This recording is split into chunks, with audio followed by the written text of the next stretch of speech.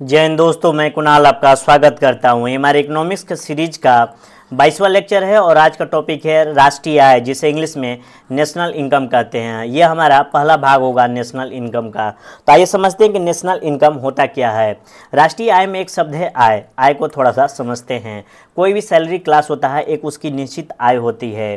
तो आय का संबंध एक वर्ष के आय से होता है, क्योंकि एक वर्ष के आय पर ही कर का आरोपण होता है, यानी कि टैक्स लगाया जाता है। जो वित्तीय वर्ष होता है 1 अप्रैल से 31 मार्च के बीच में, इस बीच में जो आय होगी वही आय कहलाएगी, ठीक है। और इन्हीं पर टैक्स लगाया जाता है। तो ये सैलरी क्लास की आय होगी, और सैलरी क्लास की आय जो होती है वो हमें साफ साफ दिखाई देती है और इसकी गणना जटिल नहीं होती है। लेकिन एक कोई व्यक्ति है, उसके पास बहुत सारे बिजनेस हैं, 10 कंपनियां हैं, फैक्ट्री है, लैंड है, विदेशों में भी है, भारत में भी है, तो इसके आय की गणना करना जटिल हो जाता है। यानी कि आय का स्रोत बढ़ने से उसकी गणना करना जटिल हो जाता है। तो आप एक अनुमान लगा लीजिए कि किसी राष्ट्र की आय की गणना करना कितना जटिल होगा। तो राष्ट्रीय आय एक देश की आमदनी होती है, तो राष्ट्रीय आय की गणना कितना जटिल होगा कि इतने सारे लोग हैं, इतने सारे बिजनेस हैं, एक्सपोर्ट हो रहा है, इंपोर्ट हो रहा है, तो इसकी गणना करना कितना कठिन होगा, इसको हम लोग समझ सकते हैं कि एक व्यक्ति जिसका बहुत सारा बिजनेस है, लैंड से पैसे आ रहे हैं, फैक्ट्री है,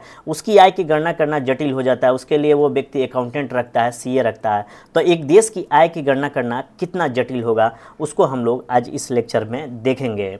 तो अर्थशास्त्र में किसी भी देश की आय को आकलित करने के 4 तरीके अपनाए गए हैं, जिसमें सबसे पहला है सकल घरेलू उत्पाद, जिसे जीडीपी कहते हैं, ग्रॉस डोमेस्टिक प्रोडक्ट। दूसरा है शुद्ध घरेलू उत्पाद, एनडीपी, नेट डोमेस्टिक प्रोडक्ट। तीसरा है सकल राष्ट्रीय उत्पाद, जीएनपी, ग्रॉस नेशनल प्रोडक्ट। और चौथा है शुद्ध राष्ट्रीय उत्पाद, एनएनपी, नेट नेशनल प्रोडक्ट। और इनके माध्यम से हम लोग राष्ट्रीय आय की गणना करते हैं। तो यहाँ पर अलग अलग शब्द है, उसको थोड़ा सा समझ लेंगे तो राष्ट्रीय आय को समझना आसान हो जाएगा। जिसमें सबसे पहला सकल, दूसरा है घरेलू, तीसरा है शुद्ध, चौथा है राष्ट्रीय। तो इनको बारी बारी से समझते हैं और राष्ट्रीय आय को समझने का हम लोग प्रयास करेंगे। तो सबसे पहले समझते हैं कि शुद्ध नेट क्या होता है। तो नेट क्या होता है कि ग्रॉस में से अगर डिप्रिसिएशन घटा देते हैं तो वो शुद्ध हो जाता है। इसको एक एग्जाम्पल के तौर पर समझते हैं।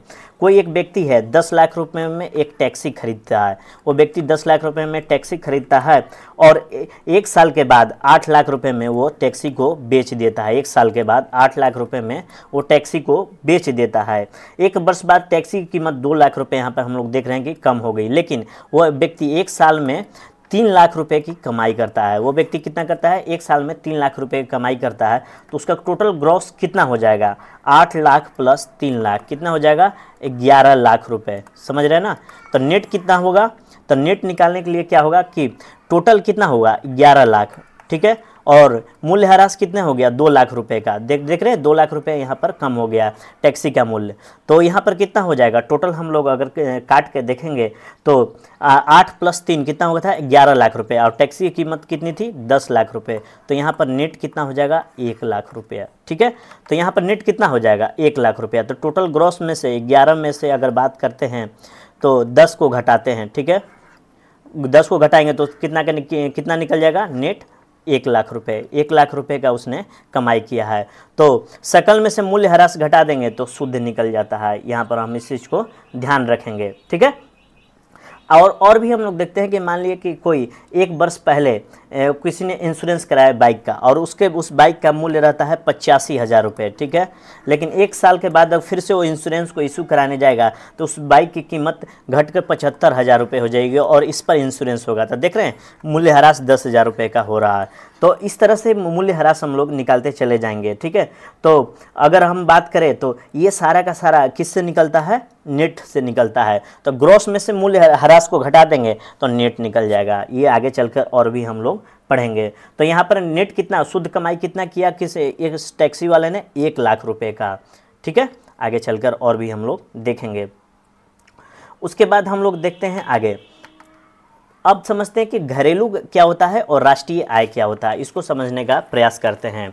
तो यहाँ पर 2 शब्द हमने कहा था ना कि ये रहा सकल कितना होता है, सकल क्या होता है, यानी कि ग्रॉस कितना हुआ, ठीक है, ग्रॉस कितना हुआ, और उसके बाद इसका नेट कितना हुआ। इन 2 शब्दों को हम लोग ने समझ रखा है अभी।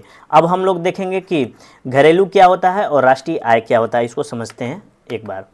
तो घरेलू आय और राष्ट्रीय आय को समझते हैं बारी बारी से। तो घरेलू आय कोई भी आर्थिक गतिविधियां राजनीतिक सीमा के अंतर्गत हो रही है जिससे आय भी जनरेट हो रही है। कोई भी आर्थिक गतिविधियां राजनीतिक सीमा के अंतर्गत हो रही है जो कि आय जनरेट कर रही है, वो घरेलू आय में होगा। यानी कि भारत की जो सीमा है, पॉलिटिकल सीमा है, इसके अंतर्गत जो भी आय होगा वो घरेलू आय के अंतर्गत काउंट किया जाएगा। तो घरेलू आय के अंतर्गत कौन कौन सी चीज़ें काउंट होगी अभी देखते हैं। और दूसरा है अपना राष्ट्रीय आय। राष्ट्रीय आय में क्या होगा, घरेलू प्लस विदेशी धरती पे जो हमारे लोग रह रहे हैं, वो लोग जो कमाई कर रहे हैं, वो क्या कहलाएगा, राष्ट्रीय आय के अंतर्गत आएगा। ठीक है, घरेलू प्लस विदेशी धरती, यानी कि भारत की धरती और विदेश की धरती पे जो कमाई हो रही है उससे जो आय जनरेट हो रहा है वो राष्ट्रीय आय के अंतर्गत आएगा।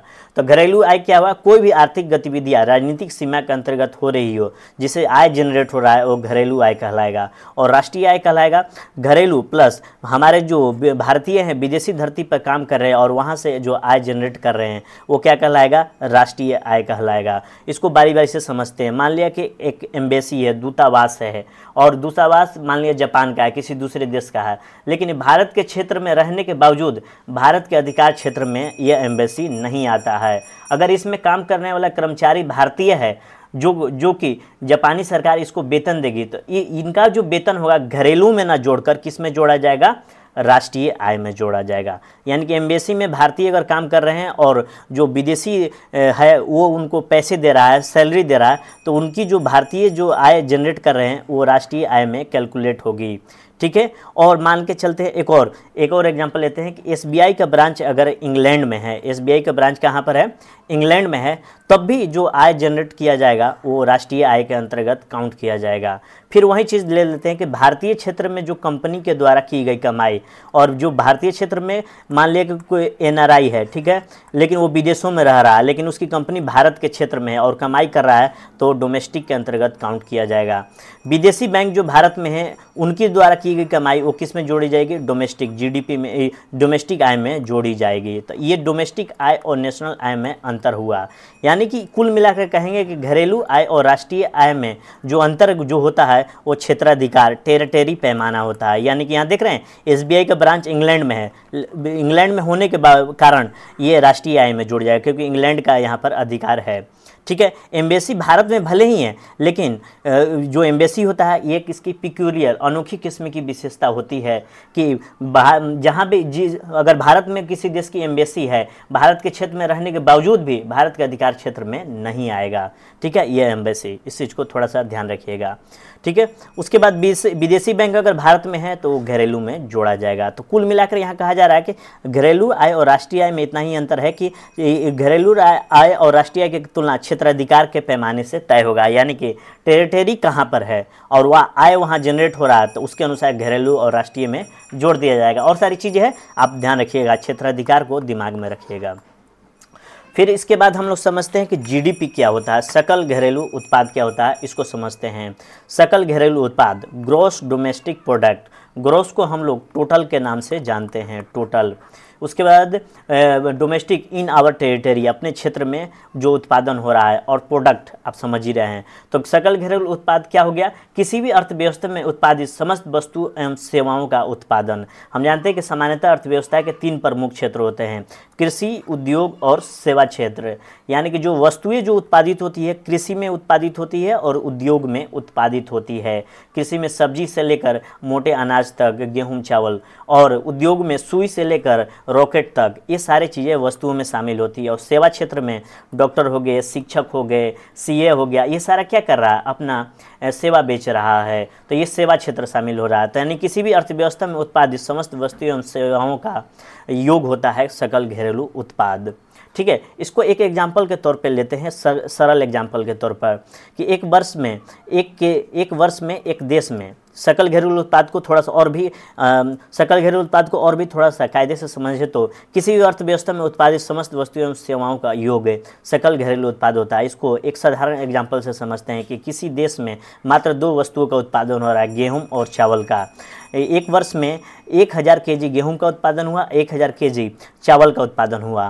तो एक जो गेहूं होता है उसका मूल्य 20 रुपये प्रति केजी है, और चावल है उसका मूल्य 30 रुपये प्रति केजी है। तो इसका टोटल मूल्य हो जाएगा 50,000 रुपये। तो यानी कुल उस देश की जीडीपी कितनी हो जाएगी? 50,000 रुपये। और मान के चलते उस देश में 100 व्यक्ति ही है, तो प्रति व्यक्ति आय इसमें अगर भाग दे देते हैं, यानी कि जीडीपी में भाग दे देते हैं व्यक्ति के कुल संख्या से, तो प्रति व्यक्ति आय निकल जाता है। यहाँ पर कितना है? 500। तो यानी कि प्रति व्यक्ति आय कैसे निकालेंगे? तो कुल आय को अगर हम लोग कुल जनसंख्या से डिवाइड कर देते हैं तो प्रति व्यक्ति आय निकल जाता है। इसको साधारण तरीके से समझने के लिए यहीं रखते हैं। तो यानी कि क्या हो गया? जीडीपी किसी भी देश की एक साल की कुल आय होती है। ये उत्पादन पर आधारित ये जीडीपी का कैलकुलेशन हुआ। आगे चलकर और भी देखेंगे क्या है, ठीक है। तो ये उत्पादन पर आधारित हो गया। अब आप लोग सुनते होंगे कि किसी भी देश की जो अर्थव्यवस्था है 1 ट्रिलियन हो गई है। 1 ट्रिलियन हो गई है मतलब 1 लाख करोड़ की हो गई है, ठीक है। 1 ट्रिलियन हो गई है। तो किसी देश की अर्थव्यवस्था मान के चलते हैं 1 ट्रिलियन हो गई। इसका मतलब क्या हो गया? यानी एक वर्ष में 1 ट्रिलियन डॉलर की वस्तुओं और सेवाओं का उत्पादन कर रहा है। यानी कि ये देश की वार्षिक आय होती है। देश की क्या होती है? वार्षिक आय होती है। तो अगर भारत की तुलना में करें तो डॉलर है, तो इसको रुपए से हिसाब लगा लीजिएगा कितना है। तो ये जो जीडीपी होती है बहुत ही प्रचलित शब्द है। इसको बहुत बार यूज किया जाता है आईएमएफ के द्वारा, वर्ल्ड बैंक के द्वारा, सरकारों के द्वारा। आरबीआई जब अपना मौद्रिक नीति जारी करती है, ये सारे चीज़ों का उपयोग करती है। तो जीडीपी को और गहराई में हम लोग अगले लेक्चर में समझेंगे। हम सुनते हैं कि न्यूज़पेपर में भारत अपने जीडीपी का 2% शिक्षा पे खर्च करेगा। मान लिया कि 100 रुपये जीडीपी है एक भारत की, तो 2% कितना होगा? 2 रुपये शिक्षा पे खर्च होगा। तो ये सारी चीज़ें समझ में आएगी हम लोग अगर जीडीपी को और भी बेहतर ढंग से समझेंगे। तो आगे चल के हम लोग और भी गहराई में जीडीपी को समझेंगे, लेकिन आज भर इतना ही रखते हैं, ठीक है। तो जीडीपी को कल डिटेल से और भी पढ़ेंगे, अर्थशास्त्रीय भाषा में जीडीपी का मतलब क्या होता है। तो आज भर इतना ही रखते हैं। लेकिन हम लोग अपने लेक्चर की शुरुआत कहाँ से किए थे कि राष्ट्रीय आय क्या होती है, राष्ट्रीय आय के 4 तरीके क्या होते हैं गणना के। फिर उसके बाद घरेलू आय और राष्ट्रीय आय में क्या अंतर होता है, इसको हम लोग समझे थे। उसके बाद सकल घरेलू उत्पाद, ग्रॉस डोमेस्टिक प्रोडक्ट क्या होता है, इसको हम लोग समझे थे। अब हम लोग कल देखेंगे कि जो जीडीपी होती है उसका अर्थशास्त्रीय भाषा में मतलब क्या होता है, इसको हम लोग कल समझेंगे। तो आज भर के लिए इतना ही। आपके सहयोग के लिए धन्यवाद। नमस्कार, जय हिंद।